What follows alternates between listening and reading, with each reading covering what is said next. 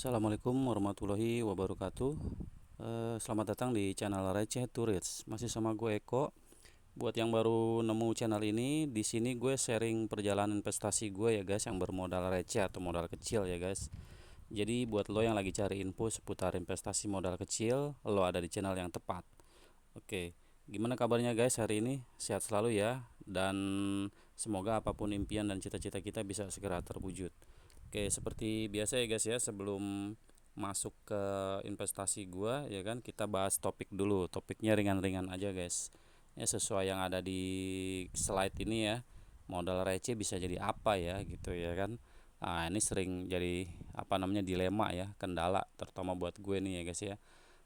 Kadang-kadang tuh orang-orang sekitar gitu kan, ataupun kita lihat dari mana-mana gitu kan, modal kecil mah susah gitu kan, atau gimana gitu kan. Harus punya tabungan dulu lah, harus punya dana darurat dulu lah gitu. Bahkan ada beberapa influencer ya atau youtuber top gitu ya kan, yang pakai bikin ini segala tuh ya kan, apa namanya tuh, step-step gitulah, tangga-tangga menuju investasi gitu ya kan. Ada yang 3 step lah, 4 step, 5 step gitu ya kan. Agak rumit gitu ya, kapan ininya gitu ya kan.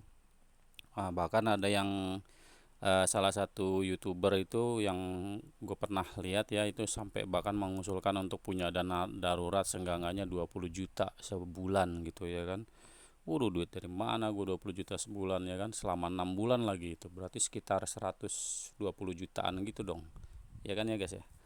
Oke, jadi menurut gue sih intinya yang penting ini ya guys ya, konsisten gitu guys, dan uang dingin. Jadi walaupun kecil tapi memang benar-benar uang dingin sih intinya kalau yang gue lihat ya. Mereka sih nggak sepenuhnya salah ya, kalau menurut gue bener juga, memang idealnya seperti itu. Kita punya tabungan dulu, kita punya tabungan untuk backup harian kita gitu kan.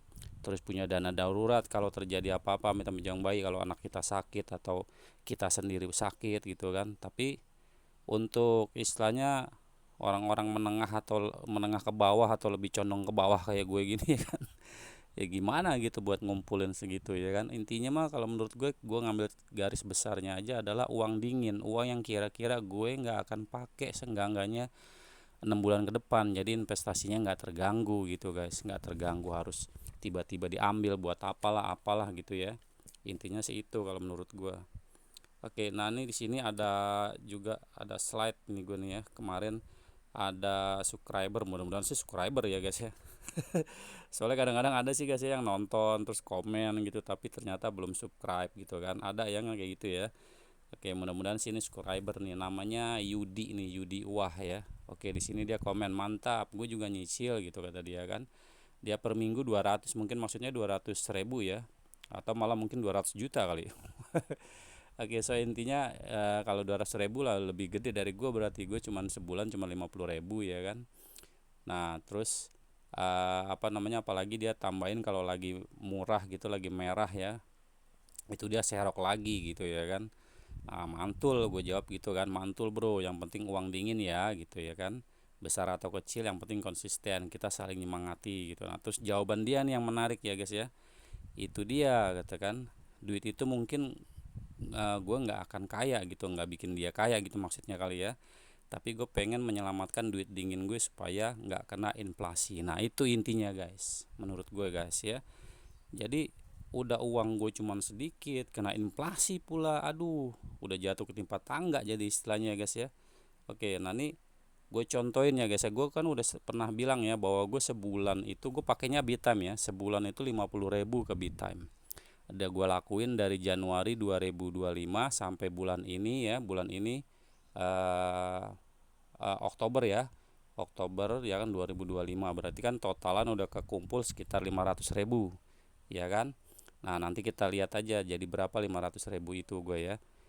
Walaupun nggak banyak mungkin ya, karena modalnya juga kecil kan gitu. Tapi gini ya, mengenai inflasi ini ya, ini gue ngambil gampangnya aja ya menjelaskannya ya. Oke, contoh misalkan gue nggak nabung di investasi gitu, nggak nabung di kripto atau apalah, ini karena kebetulannya gue mulai dari kripto ya. Gue nabung di bank deh 50 ribu sebulan misalkan. Gue lakuin dari Januari 2025 sampai bulan ini Oktober 2025. Itu total kan harusnya 500.000. Tapi coba kalian pikir, menurut kalian uang gue itu tetap 500.000 kalau di bank doang nih ya, di bank doang tetap 500.000, atau bertambah, atau malah mungkin berkurang? Ah, di situ gue ngambil logikanya di situ aja guys. Kalau menurut gue sih udah pasti berkurang. Kenapa? Karena bank kan ada ini kan, ada apa namanya tuh, administrasi bulanan kan. Gitu, seenggak-enggaknya minimum setahu gue tuh administrasi bank itu paling kecil-kecilnya itu 3.500, ya kan. Nah, jadi seperti itu guys.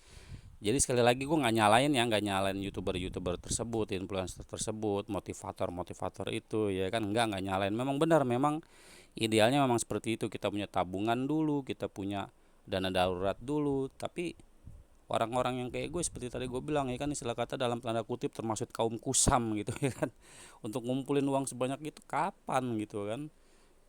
Oke, intinya sih yang penting menurut gue konsisten ya kan, dan bener-bener uang dingin, uang yang kira-kira nggak akan kita pakai selama 6 bulan minimal. Kalau menurut gue ya minimal, kalau bisa sampai setahun lah gitu. Jadi ya nggak usah banyak-banyak, nggak usah muluk-muluk. Kalau cuma mampu 50.000 kayak gue, ya udah 50.000 sebulan. Yang penting nggak keganggu gitu ya guys ya. Oke, nah ini gue ada juga slide dari quotesnya Warren Buffett ya. The biggest things about making money is time. You don't have to be particularly smart, you just have to be patient. Oke, nah ini jadi ini bahan renungan buat gue juga ya guys. Jadi hal yang paling besar atau yang paling baik dilakukan gitu lah dalam membuat uang atau mencari income gitu lah ya, mungkin ya, adalah waktu, is time guys. Jadi you don't have to be particularly smart, kamu nggak perlu harus terlalu pintar atau gimana gitu kan. You just have to be patient, kita harus sabar gitu ya guys. Nah, jadi intinya di situ, sabar, konsisten itu ya guys ya. Ini juga gue pernah lihat ya salah satu video ini, video di suatu forum gitulah, forum tentang investasi gitu. Gue lupa judul videonya apa ya. Nanti mungkin teman-teman bisa cari sendiri ya. Ada kok di YouTube. Gue pernah lihat di YouTube beberapa kali itu. Jadi di situ ada Warren Buffett sama Charlie Munger ya. Di mana salah satu audiensnya, salah satu penontonnya itu bertanya, bagaimana if you start in small amount gitu ya kan. Jika kamu mulainya dari ulang gitu, dari uang kecil gitu kan. Nah, ya itu jawaban dia ya seperti itu. Waktu gitu, time yang will tell gitu, yang akan menjawabnya gitu kan. Jadi harus sabar. Dan gue juga pernah baca kisah tentang Warren Buffett ya. Jadi dia dulu awalnya itu investasi juga cuman sekitar $100 gitu guys, cuman dapat 3 lot kalau nggak salah tuh. Mungkin ada yang ini ya, ada yang pernah tahu bisa koreksi gue mungkin di kolom komentar, silakan, welcome ya. Jadi dia cuman modal 3 lot itu awalnya dulu tuh. Dia saham mainnya ya, mainnya saham dia untuk Warren Buffett ini. Dia nggak ke kripto. Apa namanya? 3 lot saham sekitar $100 gitu. Itu kalau nggak salah itu saham pertama dia itu, kalau kalau gua nggak salah nih ya, itu public ya, public service gitulah gitu ya kan. Oke, jadi seperti itu guys. Jadi intinya itu ya, time ya, sabar ya, waktu gitu. Nah, kalau orang-orang besar aja bersabar, kenapa gue yang orang kecil nggak sabar gitu ya kan, begitu aja intinya. Oke, so kita langsung masuk aja ya guys ya ke apa namanya, investasi gue ya, ke Bitime. Kita ke Bitime. Oke, ini gue buka Bitime gue. Oke, ini di posisi tampak awal ya. Untuk tampak awal ini kita nilai aset ada di 617.000 tuh, alhamdulillah ya. Berarti gue ada penambahan nilai sekitar 100.000 gitu ya. Oke, dari tadi yang gue sebutkan 50.000 sebulan itu ya. Oke, kita ke pasar dulu untuk ngecek harga. Oh ya guys, sekedar info ya, ini beberapa hari gue nggak upload video ya, mohon maaf karena ada kesibukan tertentu gitu ya. Oke, kemarin udah USDT udah sempat gue jual. Kita ke aset ya guys, yang bawah biar kelihatan. USDT gue udah gue jual kemarin karena ada, alhamdulillah ada keuntungan lumayan ya. Oke, terus gue masukin ke baby. Nah, ini baby masih mengejar ya, PNL gue masih minus kemarin kejadian gue di video keberapa itu gue upload ya, udah sempet upload, terjadi crash ya guys, market crash internasional. Tapi itu nggak cuma kripto doang ya, saham Indonesia juga, saham luar negeri juga ya. Akibat apa namanya itu kemarin perang tarif ya, perang tarif antara Amerika dan China, sorry. Itu crash ya. Ini baby kemarin malah sempet ke minus 35an gitulah. Nih sekarang alhamdulillah udah minus 2 ya guys ya. Posisi gue ada di minus 2 nih. Oke, apakah gue akan melakukan pembelian untuk baby? Kita lihat dulu ya guys ya, harga pasarnya sekarang berapa, 570. Kita lihat terakhir, seperti biasa gue selalu lihat terakhir gue beli. Ini terakhir gue beli ini kemarin gue juga sempat ngejar-ngejar ya nih di tanggal 19 kemarin, karena sempat ada momentum gitulah. Tapi beberapa kali gue cancel juga, ada yang gue cancel juga ya, bisa kelihatan di sini ya guys ya. Oke, harga terakhir itu di harga Rp538 ya gue dapet ya. Oke, sekarang kita lihat tadi harga pasarnya ada di masih di atas ya guys ya, masih di atas harga terakhir gue beli 570. Itu gue seperti biasa hanya akan melakukan jika harga yang pasar ini adalah di bawah daripada harga terakhir gue beli gitu ya guys ya. Itu yang pertama dulu poinnya. Terus yang kedua, gue lihat PNL gue minusnya gimana. Nah, ini minus 3 ya. Tapi ini masih goyang kayaknya ya, karena tadi sebelum ini kan kita lihat minus 2 ya guys ya. Ini minus 3,01 ya. Masih rapet. Ini kita lihat dulu ininya, chartnya dulu deh guys. Oke, chartnya untuk Bollingernya dia masih mendekati ke tengah ya, kayaknya masih akan turun lagi nih kayaknya harganya nih. Kita lihat untuk riwayatinnya, orang jual orang belinya, penuh juga ya pasarnya ya guys. Yang mau beli sama mau ini penuh ya.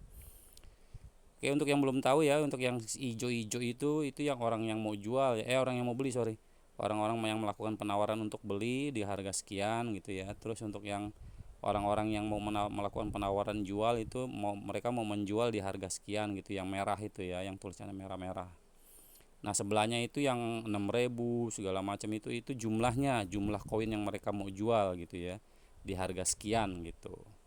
Nah, terserah kita mau beli apa enggak gitu ya. Oke, kayaknya gue rasa gue nggak beli dulu nih guys. Ini kita ke ini aja ya, ke stakingnya aja ya guys ya. Terakhir kemarin gue staking, ini sekarang tanggal 20 ya. Yang terakhir ini yang paling atas nih guys, tanggal 19 kemarin 100 koin baby, berarti hari ini gua akan tambahkan menjadi 110 gitu ya. Oke, kita klik asetnya, babynya kita klik, kemudian kita ketik ya 110 guys ya, 110. Kemudian ini otomatisnya gue matiin dulu, kemudian konfirmasi. Oke, berhasil. Oke, kembali kita lihat lagi ya. Ini terakhir nanti tanggal 28 cairnya ya, estimasi tiba itu. Yang barusan tadi tanggal 29. Nah, jadi gue seperti pernah gue bilang ya, gue akan nambah terus setiap hari untuk stakingnya. Nih di awal 40, kemudian 50, 60, 70, 80, 90, 100, dan hari ini 110. Begitu terus ya guys ya. Jadi nanti kalau udah ini pertama kali cair tanggal 22 ya, sekarang tanggal 20, berarti 21, 22, 2 hari lagi. Nah, itu udah masuk tuh ya, dari Gmailnya udah ada informasi. Oke. Jadi nanti mulai tanggal 22 udah mulai cair ini ya, secara berurutan. Nanti terus gue gulung terus gitu guys. Oke, so sekarang kita perhatikan posisi ya. Untuk WLFI seperti biasa ini nggak usah dipikirin ya guys. Ini cuman sisaan. Untuk baby masih minus 3, tapi karena minus 3 nya masih goyang ya. Tadi sebelumnya kan minus 2 ya. Mungkin kalau minus 3 nya udah pas di minus 3,20 lah seenggak-enggaknya gitu ya, baru gue lakukan pembelian. Tapi tadi gue nggak lakuin pembelian ya untuk hari ini. Jadi untuk baby ada di jumlah koinnya 782, untuk nilai harganya ada di 446.000, untuk IDR ada di 170.000, untuk total akun ada di 617.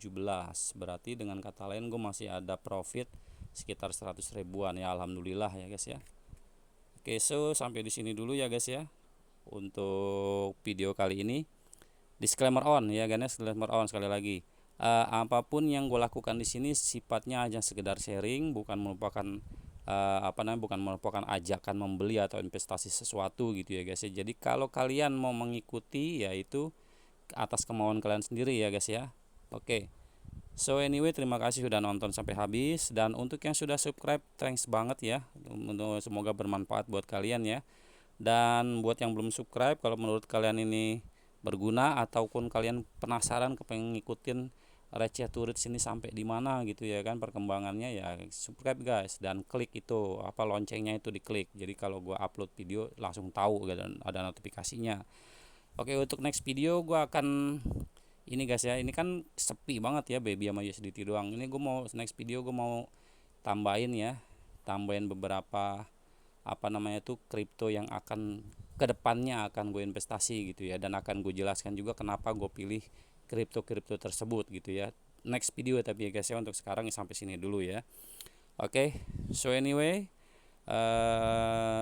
thank you, see you next video. Wassalamualaikum warahmatullahi wabarakatuh.